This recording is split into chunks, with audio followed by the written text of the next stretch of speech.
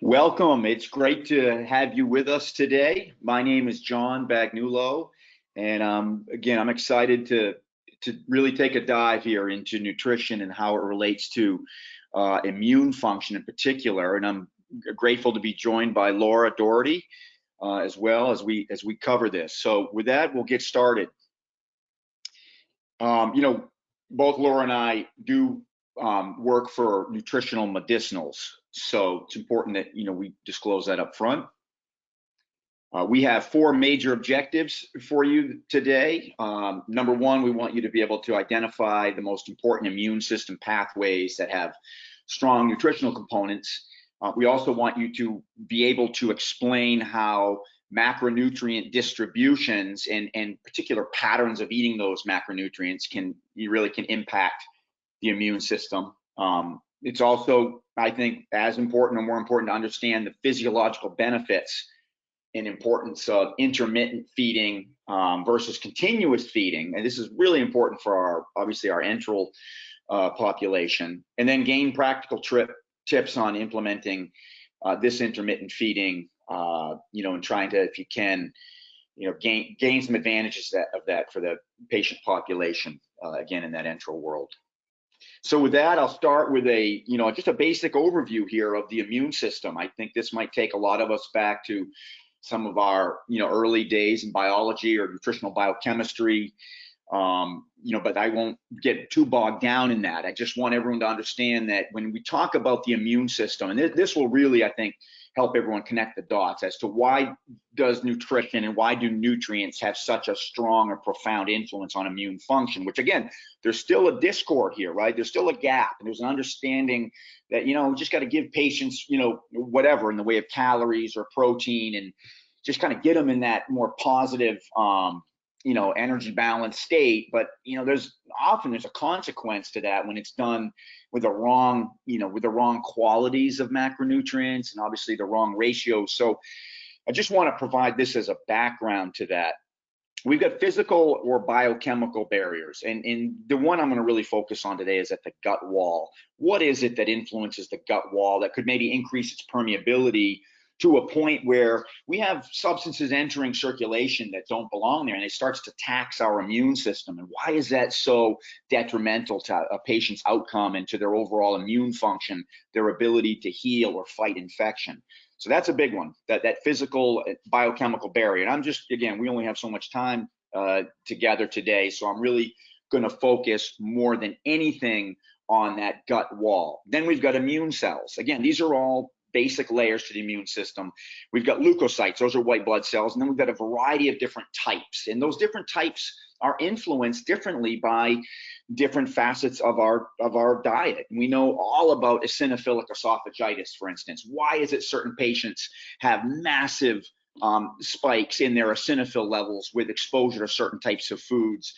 So some of this is becoming, I think, more well understood, but we want to build on that today. And then lastly are the antibodies, or these immunoglobulins that are produced by our immune cells. And those are going to follow. If we look at the right-hand side of the slide here, we've got the innate immune system, which again, it's the physical barriers and the leukocytes. But then when we're talking about antibodies, we're really talking about what it is as an acquired immune system, and what does it take to produce those immunoglobulins, right? It takes exposure, and that exposure has to be done in a controlled fashion, again, mostly at the gut wall. So, but we're focusing on macronutrients today. And I know that, when we talk about nutrition and immune system, we think about all of this that's on this slide, and we think of the different ways that micronutrients can influence these facets of the immune system. But we're talking, again, it's very important, we're talking about macronutrients today. Maybe at a later date, we'll dive into micronutrients. So that's an overview of the immune system. And just keep in mind that all of the macronutrients, the carbohydrates in our diet or on our patient's diet, the types of proteins, the types of fatty acids, these things are in constant interface with leukocytes, right, our white blood cells, and they have a huge influence on how those leukocytes function, which we're going to take a look at now. All in all, this falls under a new area in medicine, a new area which we're going to call immunometabolo or metaboloimmunity. It's basically looking at how metabolism and immunology, the interface of those two. And if you go back 20 years, right, you go back to 2000 and let's say 2003, there's nothing really published in the way of this relationship. You go back 10 years and you've got just a handful, maybe like 20 papers or so. And now for the last 4 years, there's been more than 500 papers published each year, in excess of 500, really starting to highlight and identify some of the key components of this relationship. So why is it that there's such a strong relationship here? I'm going to start out by saying, and I know this will be review for a lot of you, that 75%, again, 75% of our overall immune system lies within 1 centimeter of the intestinal lining. So let's think about that. 3/4 of the body's entire immune system is in really, really close, tight proximity to the gut wall. And that is profound because that gut wall controls the influx of pro and anti-inflammatory substances, a variety of different stimulatory molecules, many of which are produced by gut microbes, not coming from the diet per se, but coming from gut microbes that can either make or break our immune system. And those gut microbes, this is really important to understand, those have to be fed. And those have to be fed with the right types of nutrients, because if they're not, their populations will start to dissipate. Their populations will start to go into decline, and that can have an influence on the immune system. And bifidobacter is a big one. I mean, bifidobacter may be the species that we know the most about to date, as it really stimulates a more active, efficient immune system. And then there's pathogens, right? There's strains of bacteria that if we overfeed, they're going to produce pro-inflammatory substances, which are going to really cause problems for the immune system in a variety of ways. So just think about that, though. 3/4 of everything we have at our disposal to fight infection are right there at the gut wall. Now, again, as I mentioned, we've got different layers to this. So first you have to think about that physical biochemical barrier. And the physical barrier being these tight junctions, we often refer to them as gap junctions. And those gap junctions just describe the space that lies between epithelial cells of the gut wall. As I mentioned a moment ago, certain species are like short chain fatty acid producers, like bifidobacter. Obviously, you got a long list of those, Roseburia, right? I mean, there's a long list of these very beneficial short chain fatty acid producers, which in essence help maintain the gut wall. You've got Akkermansia, which helps produce a thick mucus layer to protect that gut wall. So these are all part of that physical barrier. But then you also have, and this is where I think people start to really the light bulb comes on for a lot of clinicians when we start talking about omega-6 fatty acids and polyunsaturated fats and kind of the good, the bad, and the ugly in that category of fats. What a lot of people fail to appreciate is how much high levels of dietary omega-6 fatty acids. Again, a lot of these are coming from industrial seed oils, right? Like sunflower oil, corn oil, soybean oil, safflower oil. You start going through all of those seed oils, they all have very, very high ratios of omega-6s, almost no omega-3s. And that's the kind of ratio that really causes problems for the gut wall and increases its permeability. Some of that has to do with the microbes that don't tolerate high levels of omega-6 fatty acids, but a lot of it has to do with just the physical activity of those polyunsaturated fats of the omega-6 variety on these gap junctions, making them a little too wide and really increasing, again, gut permeability. That's a big part of the way omega-6s undermine the immune system. And it starts right there at the gut wall. Of course, they're also pro-inflammatory. Your omega-6 to omega-3 ratio is a big part of that. So, when we're talking about fats, it starts with a physical effect on the gut wall, and then it starts to go with the effect on leukotrienes. High levels of leukotrienes of the pro-inflammatory type start to really burn out our leukocytes, right? And so, again, we're overtaxing the immune system with kind of that chronic stimulus for more inflammation, which is generated just from the types of fatty acids that we eat. We really want to, if we can, we'll go to the next slide here. We really want to try to get most of our fat, if we can, from saturated and monounsaturated fats. Just again, these fats are in constant interface or in constant communication with the types of white blood cells we're talking about here, leukocytes, and the activity, the effectiveness of those leukocytes, big part of it being the fat, the influence here. So you can see on the left, it's really a slightly downward sloping curve here for the percentage of calories coming from monounsaturated fat in a hazard ratio, all-cause mortality. And I want to highlight that all-cause mortality because if you think about it, you know, a big percentage of all-cause mortality globally is infection, a big part of it, pneumonia, you name it. And so when we start talking about all-cause mortality, it really speaks to infection and inflammation. Even in a type of chronic disease pattern, inflammation is a big driving factor of that. So all-cause mortality usually goes hand in hand with risk of infection, immune function, and you can see here more monounsaturated fat, very beneficial, reducing all-cause mortality, and we've seen that in terms of its influence on immune function. Then you go over here and you look at energy from polyunsaturated fat. You can see that when you get to around 5 or 6%, that's when you get the bottom of that very, very shallow depression or curve. And then it starts to go up a little bit around 7, 8. And that speaks to this negative influence or deleterious impact of excessive amounts of polyunsaturated fat, on these leukocyte function basically, and more inflammation.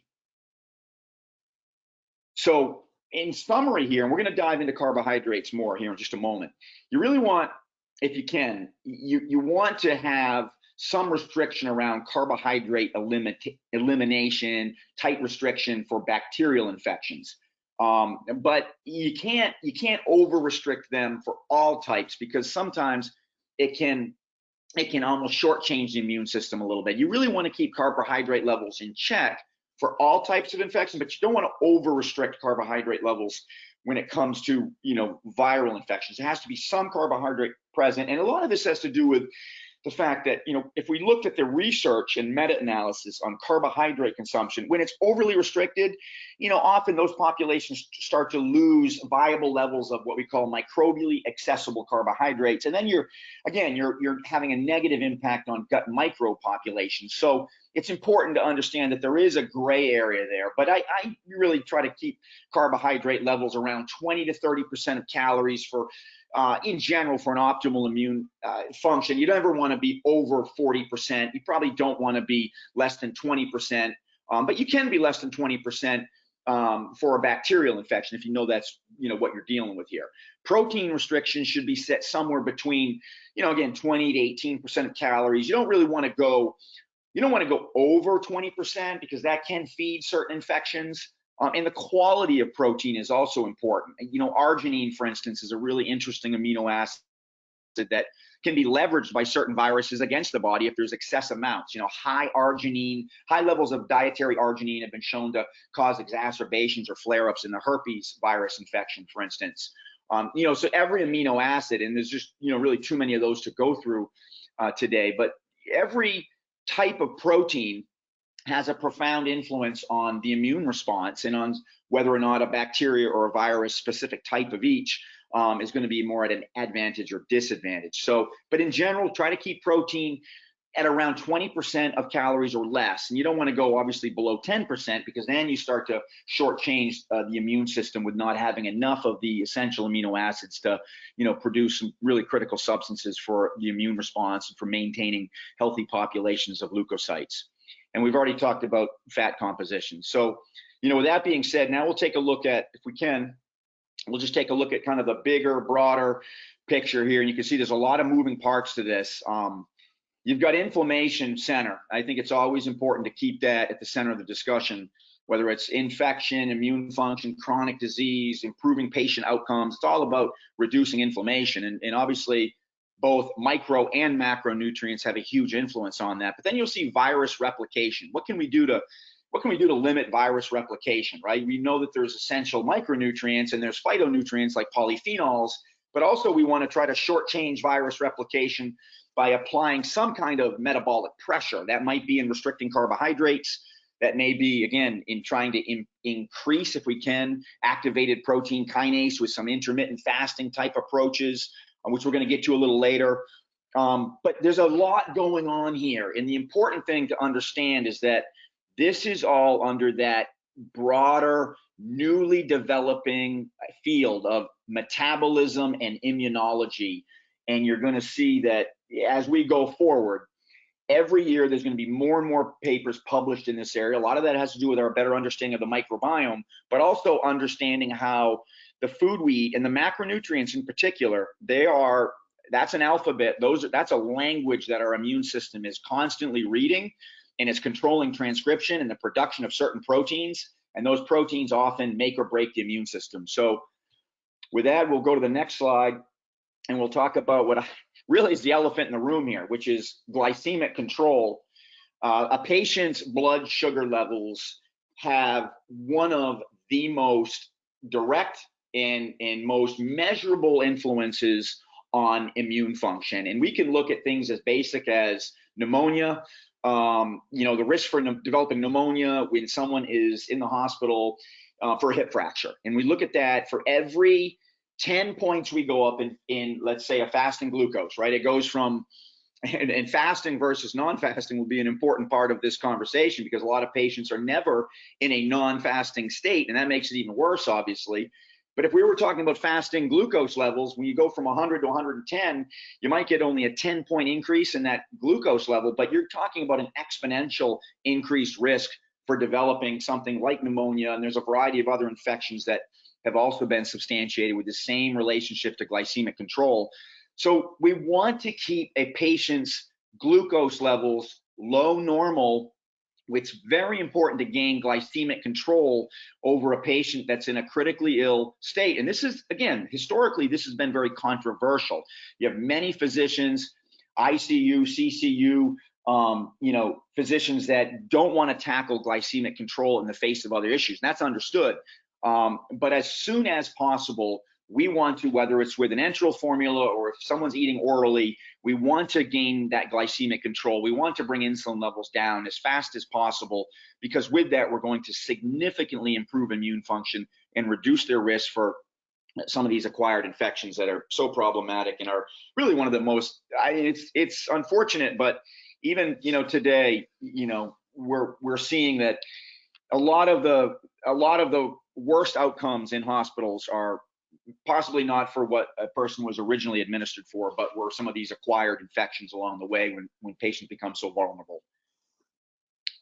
So we're looking at, again, the relationship to certain types of sugar. So we're going from more of a quantitative now to a qualitative level. And, the take-home message here is that fructose, you can see that at the center of this slide here, you can see fructose, and it's attached to this hexamer, which is a big part of the way that we help really try to produce, if we can, when we try to produce antibodies to particular proteins that are being presented, by bacteria or by viruses. When we try to produce those, fructose gets in the way. It really interferes with that recognition and ultimately the production of effective immunoglobulins or antibodies. So fructose, again, we've gone into the different reasons why fructose is so important to keep tight control over.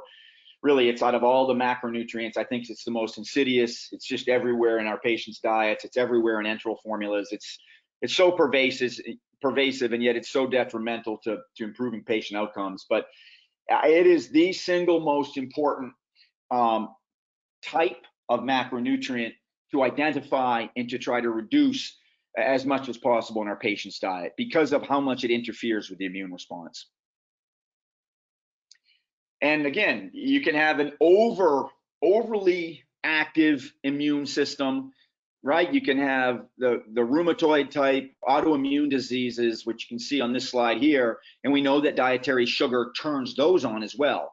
That has to do with the way that insulin is the direct precursor to more inflammation in a patient. And when inflammation gets to a certain level, this kind of low-grade chronic inflammation starts to pile up. It not only causes chronic diseases of the cardiometabolic type, but it also lends itself to, your inflammatory bowel diseases and a lot of your other autoimmune conditions that can really be debilitating. And it can be really severe if they're neurological in the way of, MS. So there's both the underactive, undermined, kind of compromised immune system from having let's just say too much of the refined carbohydrates, too much fructose, too many omega-6s, not enough omega-3s, either not enough quality protein or too much of the wrong type of protein. And then you can have, again, you can have an immune system that gets turned on its head in the other direction because of something like too much sugar. And all of this comes down to, at that cellular level, when we take a look at a macrophage, right, a white blood cell, and we look at what dietary sugars do internally to that cell, because they're metabolizing, these cells are metabolizing these macronutrients, right? They need energy. When those dietary sugars are being metabolized internally, they really crank up the production of these reactive oxygen species. And those reactive oxygen species, basically free radicals, they have the same type of effect on that white blood cell in terms of limiting its lifespan, making it, burn fast, burn hot, but burn out. And so that's a big part of this, is that we've got a very localized inflammatory process taking place when dietary sugar is the predominant fuel source, which, look, for a lot of our patients, they're getting 50, 60, 70% of their calories from that. And so neutrophils, and we're learning a lot about the relationship. You take a look at this slide and you see neutrophils here, lymphocytes on the other side. We're learning a lot about the relationship to the NLR as a biomarker, right? That's the neutrophil to lymphocyte ratio. What's it mean we have really, high neutrophils or low neutrophils, and then the vice versa with the lymphocytes? We're starting to really recognize the importance of that as a marker, a surrogate marker of inflammation. I can really speak to the nature of the type of infection, in addition to where that inflammation might be coming from. But most of the time, it's coming from either an overactive or challenged immune system. And all of these are significantly influenced by high levels of dietary sugar. And again, whether that's being eaten orally or that's being delivered in an enteral formula, we know that we see a reduction in a monocyte or macrophage metabolic flexibility. They're unable to survive as long. We burn through our macrophages. They're not as, the soldier in them is not as efficient, it's not as long-lived when we're asking them to basically live on and metabolize sugar. And neutrophils, you get higher levels of neutrophil infiltration into tissue. You've got really a lot of these deleterious changes taking place when we have sugar as the predominant fuel source. And here's just, again, an overview looking at some clinical outcomes from different fields of medicine and what they're associated with. You can see that obviously endocrine and metabolic disorders are at very, very high levels, but across the board, we've gained so much of an understanding of how bad sugar consumption is for our patients and for outcomes overall. We got to do everything we can as clinicians and as care providers to really try to, again, restrict that sugar consumption, however it may be ending up in our patient's diet, as much as possible. Great. Thank you so much, Dr. Bagnulo. This is Laura, and I'm going to talk more in regards to added sugar, the practical tips for you guys to take home and use with your clients and patients. And then we'll flip back to Dr. Bagnulo for more of the deep science into intermittent feeding and so forth. So I think when starting to talk to clients about added sugar, I think the first thing, as a population, I think there's a lot of confusion about what is added sugar versus what is natural sugar. And so I want to start with just the definition. So added or extrinsic sugar just simply refers to sugars and syrups added to foods during processing or preparation. So even something like adding brown sugar to oatmeal in the morning would be considered an added sugar since that's added in the preparation phase. The thing about added sugars is it's not a required aspect of the daily diet, because as everybody on this call knows, we can produce sugar from complex carbohydrates. So having added sugar, having sugar in general is not a required component.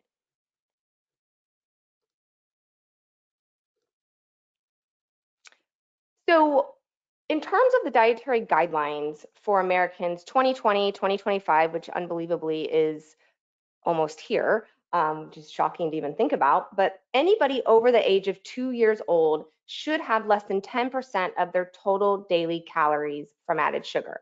So that's 10% or less. So 10% is a maximum. And that means in a 2,000 calorie diet, if we break this down, the person should consume 50 grams or less of added sugar, about 12 teaspoons. The guidelines go on to emphasize that consuming too much added sugar can make it difficult to meet nutrient needs while staying within calorie limits. But to all of the science that Dr. Bagnulo just shared, I think it goes far beyond just nutrient needs and staying within calorie levels. So where do we stand as a population on this added sugar goal? Well, we're doing okay. We're moving in the right direction, so that's a positive. From 2013 to 2016, we were at 13.5% of calories from added sugar, and that was decreased to 13.2% from 2017 to 2020. And while that is a really modest decrease, that 0.3%, I will say, and what's not on this slide, is that from 2003, to 2013, there was a much larger reduction in added sugar where Americans reduced by about 15 grams or 3.5 teaspoons a day. So the previous 10 years, we were really making some good strides. The last 10 years, not as big of an improvement. The target is of course less than 10% for the dietary guidelines, but the Healthy People 2030 target is to get this to at least 11.5%, so closer to that 10% or less. So that's kind of where we stand from a population standpoint. Probably not a surprising slide here, but the majority of added sugars are coming from beverages, so sodas, sports drinks. Don't get me started on those. I feel like every time my kids have a baseball game, they're 6 and 8, they want to follow it with Gatorade. Snacks and sweets is the second biggest category, and then some of the smaller categories are also listed here. Teaching clients how to identify total sugars and added sugars is really important. Thankfully, this has gotten a little easier because now added sugars do have to be included on the nutrition label. That started in January of 2020. It does have the word includes in front of it, as in this picture, just so that people can understand that that is part of the total sugars. So in this example, all 18 grams of sugar are from added sugar. You may also have some products that say have 15 grams of total sugar and 9 of it is added, therefore making the other 6 grams a natural occurring sugar. Helping clients, and this is not an exhausted list, but these are some of the more common added sugars that you would find on a nutrition fact ingredient panel. I have put an asterisk next to naturally occurring sugars that are found in whole foods. So those are going to be found in, your dairy products, your fruits, your vegetables, but they can also be added sugars in foods that don't naturally contain those sugars. I also have bolded here agave syrup, honey, and maple syrup, because I think potentially, and this is just strictly my opinion, that one of the reasons I think over the past 10 years, maybe our percentage of added sugar hasn't gone down as dramatically is because these three, among others, have really been promoted as more natural sugars and healthy versions of sugar. And while they may have some beneficial nutrient components to them, they still are added sugar at the end of the day. And I'm going to talk specifically a little bit more about fructose, and I know Dr. Bagnulo touched on this, but I think there's a lot of confusion that lies about agave syrup. One of the marketing tactics for a lot of health foods that are coming out with this in it is that it's low glycemic, or it doesn't elevate glucose levels. And I want to think, okay, of course it doesn't, because agave syrup is about 80% fructose. So if something's high in fructose, why would it elevate your glucose level? Those are two different sugars, two different measurements, right? So, and I think an interesting fact is that, in the 1970s, when food manufacturers really started to put corn syrup in a lot of foods instead of sucrose. So that was a big trend that started in the 70s. The world really got on board with vilifying high fructose corn syrup. I think most people realize that that's not a great thing to consume in small or even large quantities. But what happened, high fructose corn syrup is about 55% fructose. Agave syrup is a lot more than that. And agave syrup has now really come into the marketplace as this healthier version, and it's kind of replaced high fructose corn syrup. And don't get me wrong, I mean, agave, I don't want to beat up agave syrup totally here. It does have some prebiotic benefits and some other nutritional properties, but the challenge is, especially for food manufacturing, is how do we get those beneficial properties without getting this excessive amount of fructose from this product? Not to mention, there are a lot of other sources of prebiotics, fibers and things like that are probably a better choice. So just some of my favorite tips for how to educate clients on reducing added sugar. Some of these are going to be very, very obvious, but I didn't want to leave them off the slide. So using and comparing food labels, adding your own fruit, so like to yogurts, to oatmeals, to smoothies, adding your own fruit to them is going to mean those are natural sugars versus added sugars. Avoiding sauces with added sugars. I'm going to go through a few very specific examples of label reading in this type of mechanism. And to stop vilifying full fat foods. One of the trends that happened and I think it's one of the biggest detriments to nutrition guidelines that's happened over the years, is this low fat trend. Peanut butter, yogurt, cottage cheese. We started saying, oh, fat is bad, and all of these low-fat versions came out. But for a lot of those products, all they did to keep the mouthfeel and the taste positive is they just added a bunch of sugar that's not naturally found in the product. And I think peanut butter is maybe one of the best examples of this. So let's look at yogurt examples. And I like to use these type of exact examples with clients and patients because I think visually it helps. So these are all 5.3 ounce, one container of yogurt. So we have low fat vanilla, non-fat Greek with fruit added, and then a full fat Greek plain. And you can see at the bottom, the low fat vanilla had 13 grams of added sugar. That's 26% of the daily value of a 2,000 calorie diet. The non-fat Greek fruit containing was a little bit better with 9 grams, 18% daily value. But really your best choice is the full fat plain. You can add your own fruit to it. The other factor in this is having a full fat product may keep you fuller longer. Another example is breakfast food. And breakfast is my favorite meal. I could eat it 3 times a day if my kids wouldn't judge me about it. But there was a recent report done on breakfast foods, and it was really, really interesting. And it found that some of the most popular cereals purchased in the United States contained more than half their weight in added sugar. And one of the cereals, which I have definitely purchased in my house, has a lot of fun cartoon characters on the front, contained more than 12 teaspoons, which is 50 grams, which is what somebody on a 2,000 calorie diet should have in a day in one serving. And let's be honest, who can only eat one serving of sugary cereal? What was more, this research dug into granola, which is also, I think, perceived as a healthy choice.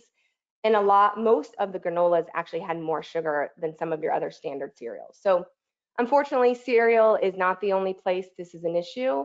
You can see here I have a flavored oatmeal product where it has 14 grams of added sugar, 27% of the daily value, 31% of the calories in that product came from added sugar.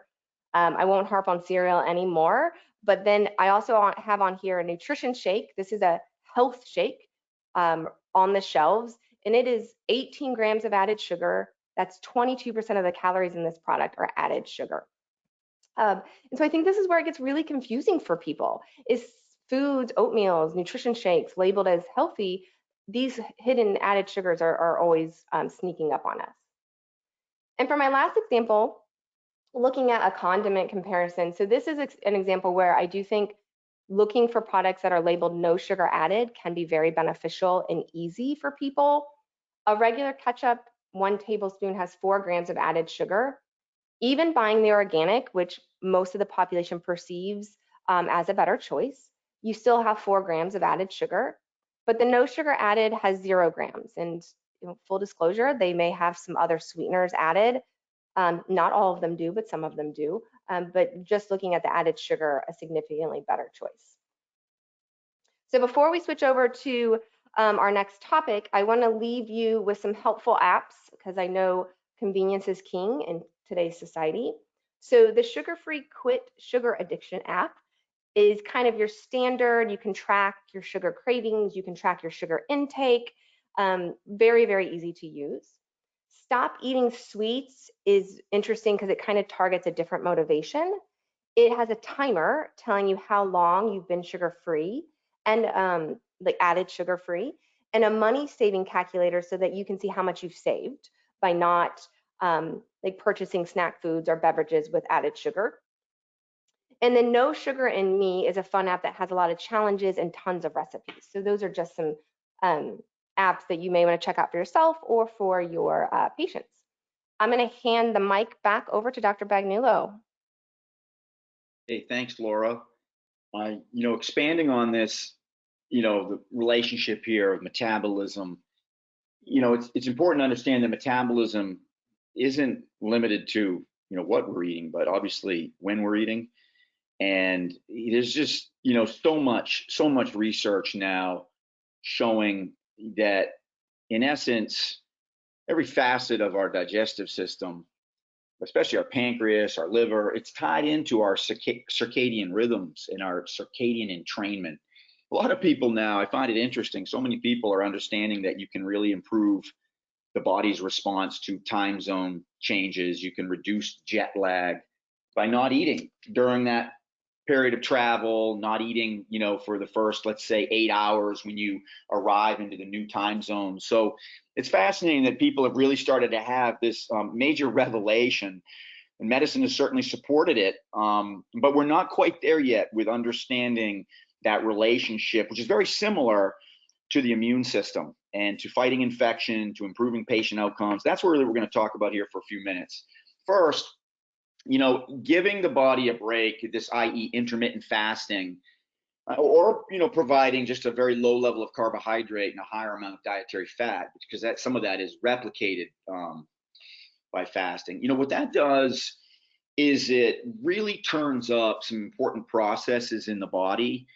One of those processes, known as autophagy, is where a cell would have either damaged or virally infected components, in essence, cleared out, recycled, destroyed internally by the cell, and that's going to really shed a lot of that overall viral burden on the body when you take the collective effect of that. So, autophagy is a big part of this. You're not going to, a patient is not going to experience significant levels of autophagy when there's no fasting period in place, which, feeding continuously, there's never a fasting period in place. So that's really where I'm going with this. It's like we have to rethink how we feed the infected patient, the patient with a challenged immune system.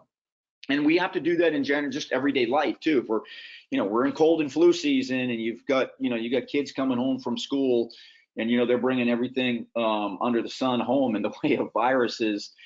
Again, it's, if you want to improve your own immune function, you don't eat all day. You don't eat, especially after dinner. You give yourself that overnight fast. And we know the benefits of that. It's not just autophagy and helping cells recognize viral infections and being more efficient overall soldiers as part of our immune system, but we also know that there's higher levels of apoptosis, which is where senescent cells that are no longer that functional, those get cleared out completely. That self-destruction, apoptosis, is important, and eliminating senescent cells, old, less functional cells, really strengthens the immune system. So that's a big part of this as well. And along the way, one of the first changes with intermittent fasting is that you raise levels of activated protein kinase, which is known as AMPK, AMPK, and that's where it all starts. But you're only going to get that when, you have a window of time with no feeding that goes to 12 hours. Once you get beyond 12 hours, you start to get higher levels of these processes. That's autophagy, apoptosis, and higher levels of activated protein kinase. Once you get to 16 hours, they may be about as good as they're going to get. So, 16 hours might be that sweet spot. We might not need to go beyond that for optimal intermittent fasting. And there's times when we can't even get to 16 hours because of the metabolic requirements of a patient. Let's say you've got a patient with very low levels of lean body mass. You don't want to compromise that lean body mass any further. And so with that, you're going to say, well, hey, 12 hours. We're going to have a 12-hour overnight fast with this patient. And maybe it has to be 10 hours. But the bottom line here is that feeding a patient continuously, there's a lot of downsides to that. And yeah, it's easier, right? I mean, it's a lot easier for clinicians to just set things up so they're getting enteral support around the clock, but it's not ideal. And a lot of that has to do with the disruption of this circadian rhythm function that really has so much control over the immune system. So here's a slide that just looks at what these different feeding patterns can look like, right? Continuous feeding, you're getting nutrients all day long. Pancreas and liver are working all the time. There's never ever a break from what we call a fed state, and we're going to see some of the consequences of that in a moment. Then you got cyclic feeding. There's often you're going to get a break, but it can be still a very significant period of time overall. Then you get this intermittent feeding, which I'm a big fan of. Again, not just for your critically ill patient, but for everybody.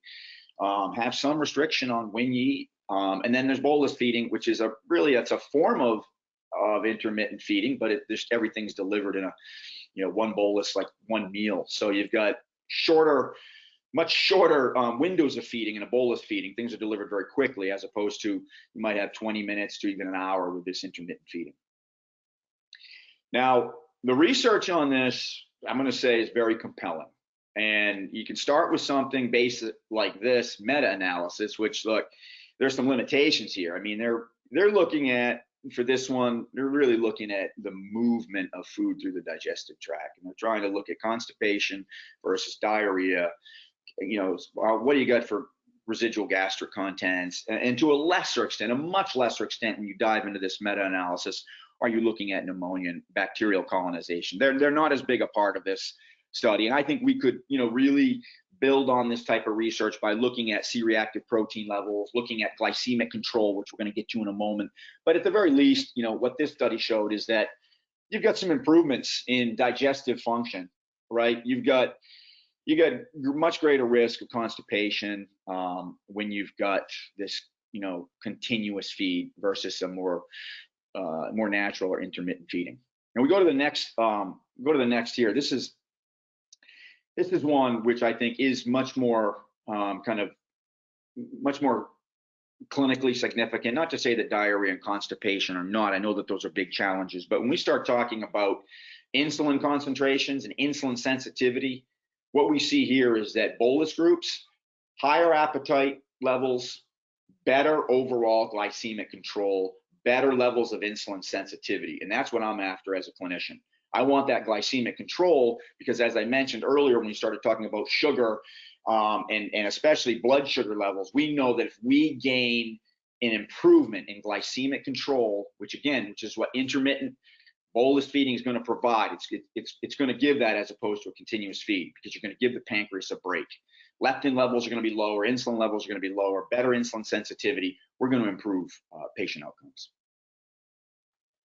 And then we've got this, again, we're looking at very small study here, but we're looking at just how bolus feedings were tolerated, and I could say they're preferred for certain reasons, but I think the take-home message here is that they can be well tolerated in lieu of continuous feeds. And I know, Laura's going to speak to this much more eloquently than I can, but there's definitely a patient population where you may be concerned about the bolus feeding. And, and that, again, is going to have a lot to do with who they are and what you've got for potential changes in that gastric landscape, so to speak, certain types of surgeries, resectioning, et cetera. But whenever a bolus feeding is permitted, I think it's something a clinician should explore. So with that, I'm going to turn it back to Laura. Thank you. Great, thank you. So I'm just going to cover some troubleshooting tips with bolus feeds. I'm going to go over the pros and cons, and then we will open it up for Q&A. So have your questions ready or be thinking of those questions. So first, what are the pros of bolus feeds? And I think this is, again, not an exhaustive list by all means, but one of the ones that's most important for me as a clinician is quality of life. So the freedom for the patient to go out and about without being connected to a pump or a gravity bag. It really allows the patient more ambulation, decreasing fall risk in terms of tripping over the cording and that sort of thing, or the tubing, I'm sorry. Flexibility, the sense of independence, so patients can adapt their regimen to their particular situation. It's portable. Another really important fact to what Dr. Bagnulo mentioned as well is it mimics a normal meal pattern, so getting those normal eating and fasting cues kicking in. It's great in terms of you don't get as much sleep disturbance because you're not being fed overnight, which is not a normal metabolic pathway. It's more discreet than a pump feeding, and I think it kind of demedicalizes, I don't know if that's a real word, but I'm going to use it, demedicalizes home tube feeding. So when you're attached to a pump or IV pole and a gravity bag, it's very medical. It's very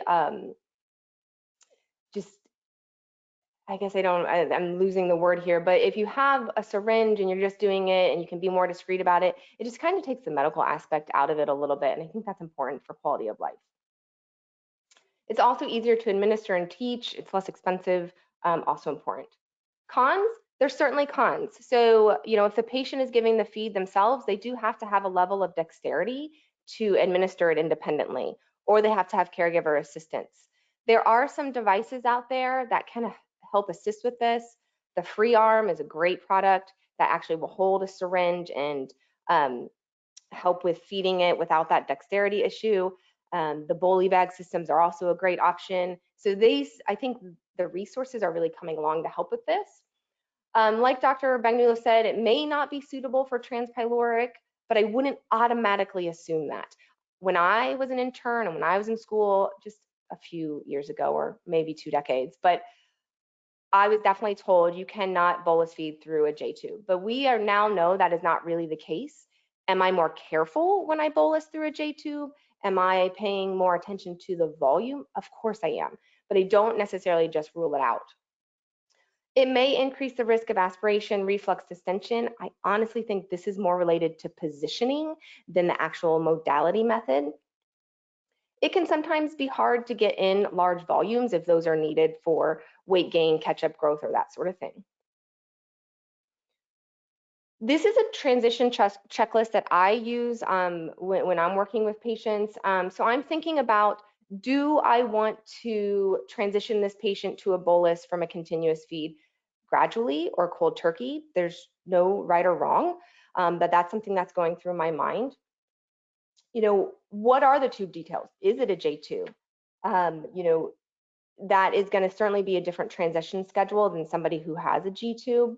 What is their medications? What are their surgical history? Is this a GI surgery patient? Is this a head and neck cancer patient? My thought process is going to be changing through those. What formula are they on? What is their daily schedule? What's their rehab schedule? What's their chemo and radiation schedule? How do I work around those things to make sure that they get all their feeding? And then what kind of helpful equipment do they have? And what kinds of things do I need to help them obtain?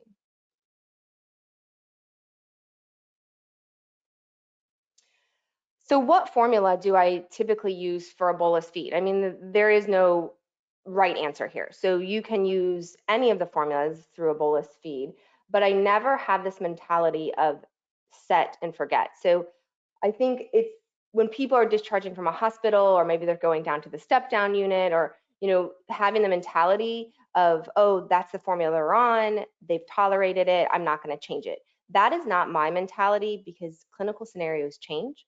Somebody who is post-op GI surgery may need a low fiber or fiber-free formula from the get-go, but then as their clinical situation changes and improves, I don't want to keep them on that formula because that may not be the best thing for their health overall.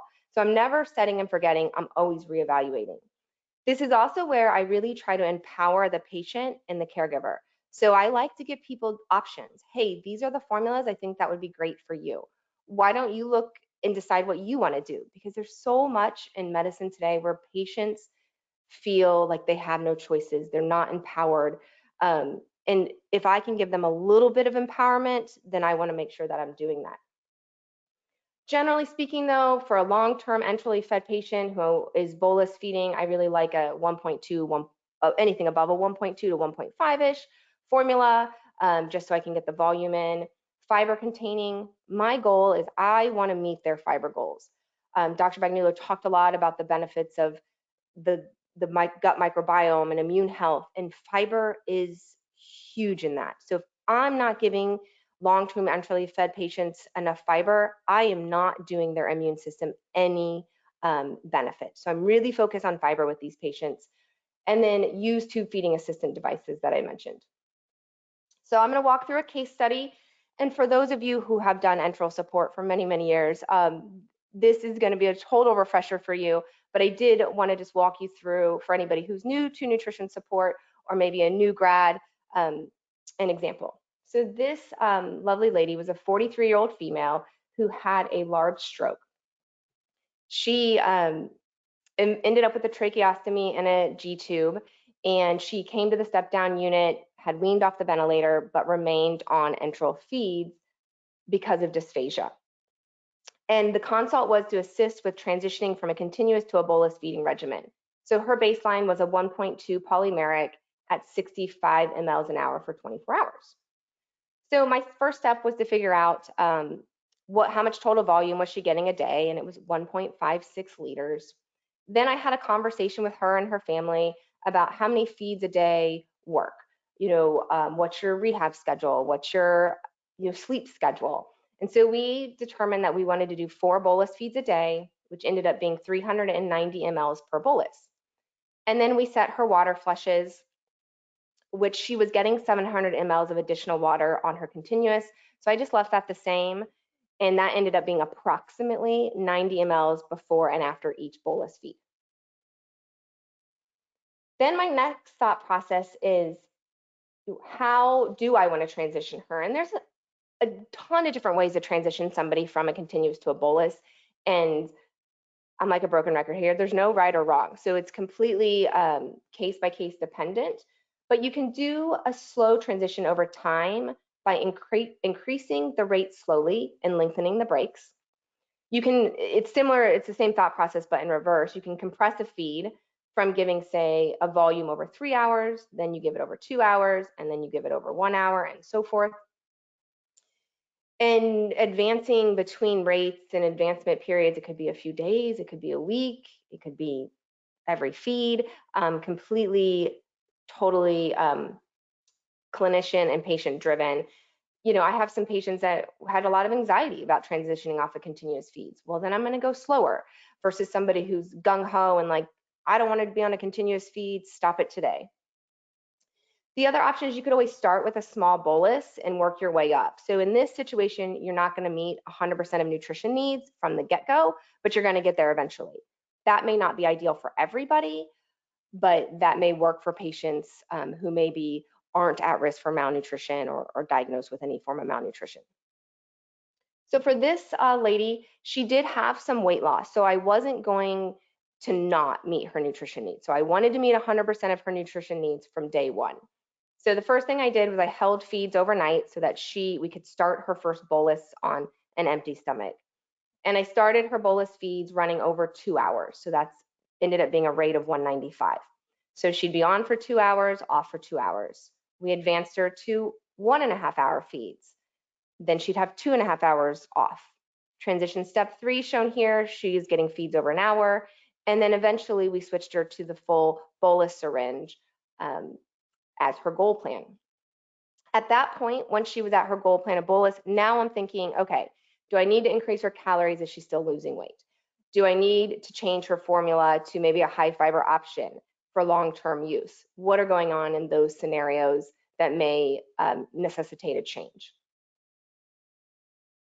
I was nervous about her because it was a large bolus feeding. 390 seemed really high for this woman in terms of her body mass and her size. So she ended up doing fine. Thankfully, we didn't have any issues with the size of the bolus. But if I'm worried about a large bolus, you know, another thing you can do is start at 50% of goal volume and slowly increase each day. You can increase the number of feeds per day, which is what I would have done for this individual if she would have struggled.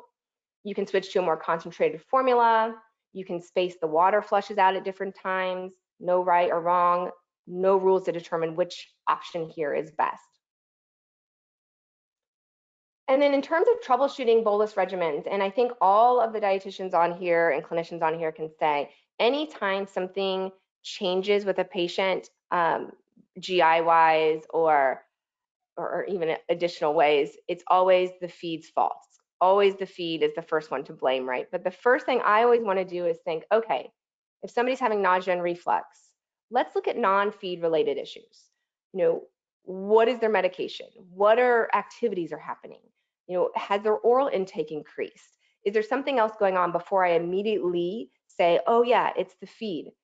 If it is likely feed related and they're having a lot of nausea and reflux on a bolus regimen, you know, consider smaller, more frequent boluses, check the rate. So I love when I'll be on the phone with someone and they'll be like, oh, they're just having a lot of reflux and nausea. And I'm like, how long does the bolus feed take? And their response is, oh, like 2 minutes. And I try to explain it to people. I'm like, well, you know, you're giving your loved one 500 calories, just like a Big Mac in 2 minutes. So would you feel good if you ate, say, a Big Mac in 2 minutes? Probably not. So trying to make sure that bolus feed maybe takes 10, 20, 30 minutes, like a real meal, that can be helpful in those situations.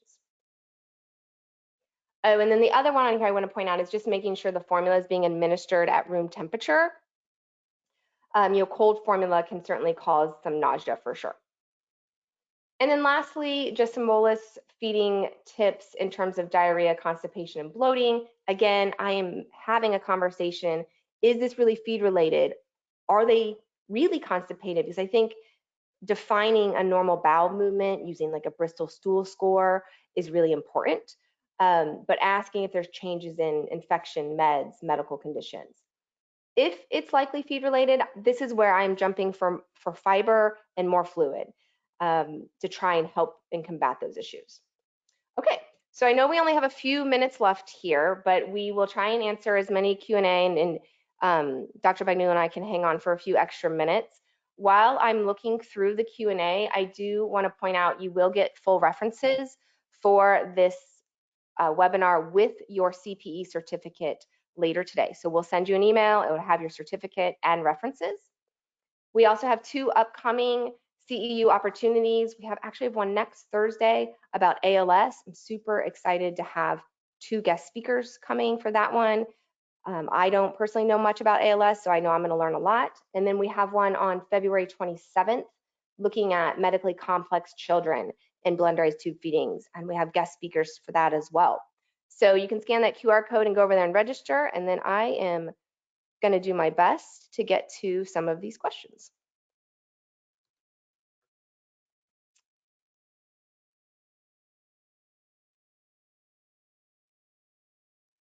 So Dr. Bagnulo, I am going to have you answer this one. Sounds like your carbohydrate recommendation of less than 30% of calories is specifically during an acute bacterial illness, not a long-term recommendation. Is that correct, or do you want to expand more on your thoughts on that? Yeah, sure. Hey, that's a phenomenal question, because I think it's always important to take a look at, you know, these recommendations, a general life situation versus infection. Now, I want to say that in general, I find it to be optimal to have carbohydrate levels around 30% of calories. That's total carbs. Net carbs can obviously be much lower than that. But I think it's optimal for any population to be at around 25 to 30% of calories from carbohydrate. I find it to be even more important or critical when we're talking about an infection. and trying to really optimize immune function, that's where if you're at 40 or 45% of calories from carbohydrate, it could be really limiting and reducing the effectiveness of the body's immune response. So more important, obviously, with an infection, but I think it really serves all populations very well to be in that area. And another person asked, Dr. Bagnulo, when it plant-based eating, so like the fruits, vegetable, whole grains, and the 30%, the 30% of carbs, how does is that achievable with being a plant-based eater? How does that impact the gut in terms of your plant-based? And so those diets generally have more carbohydrates at baseline. Yeah, hey, that's a great question. You think it's important to understand that a plant-based diet and a moderate amount of carbohydrates are not mutually exclusive conditions, right? I mean, we can eat more of our calories from the healthy plant sources of fats, things like avocados, right? Coconut oil, plant protein, can still be there at 20% of calories. It's whether that's coming from legumes or certain types of seeds, etc. But yeah, I mean, it can be done. I think if someone is just kind of, choosing foods with a blindfold on and they're plant-based, well, yeah, it's going to be much more difficult because people tend to overeat fruit in the plant foods, i.e. that are much higher in their overall carbohydrate content and tend to be lower in fat and lower in protein. But it can definitely be done. And I think in a lot of cases, it's really a great combination. So yeah, I mean, you don't have to be high carb and be plant-based. That's what I'm saying. Great. I think we have time. Do you mind answering 2 more questions, Dr. Bagnulo? No problem. Okay. So this listener, it is my understanding that our bodies break all foods down into glucose eventually. So when you talk about dietary sugars negatively affecting the immune system, how does that physiological process affect whether we eat carbs or protein? Is there actually a difference?